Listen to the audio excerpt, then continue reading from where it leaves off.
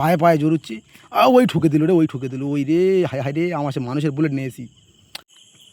Hi guys, finally আজ আমরা বেরিয়ে পড়লাম বন্ধুদের নিয়ে সেই দক্ষিণ 24 পরগনা জেলার পাখিরালা, বিখ্যাত ভাইরাল পাখিরালা একটা জায়গা শুনেছি, তাই বন্ধুদের নিয়ে বেরিয়ে পড়লাম।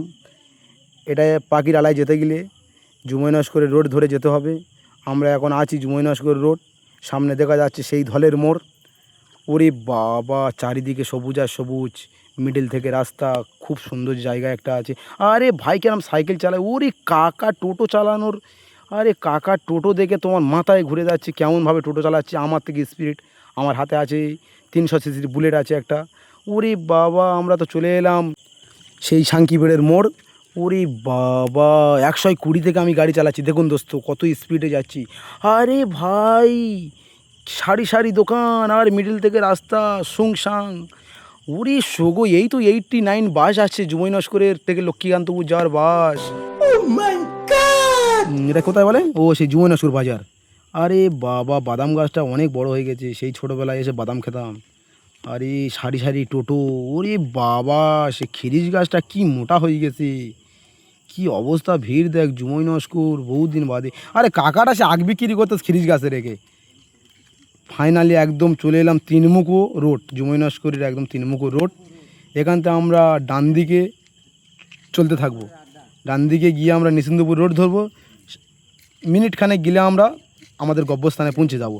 আরে কাকা, আরে কাকা সাইড দে না ভাই, আরে এ গাড়িটা বড্ড বিরক্ত করতে, তো পায়ে পায়ে জড়ুচ্ছি, ওই ঠুকে দিল রে, ওই ঠুকে দিল, ওই রে, হায় হায় রে, আমার সে মানুষের বুলেট নিয়েছি। আরে ভাই, এই আমরা বেরিয়ে গেলাম রে। আরে কাকা পকেটে হাতে টাকা খুঁজতেস।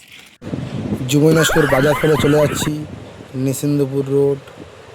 আরে ভাই, কতগুলো গাড়ি।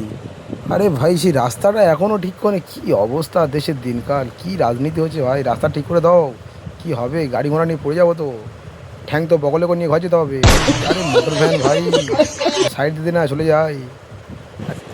আরে ভাই, এত সুন্দর জায়গায় আসবো ভাবিনি।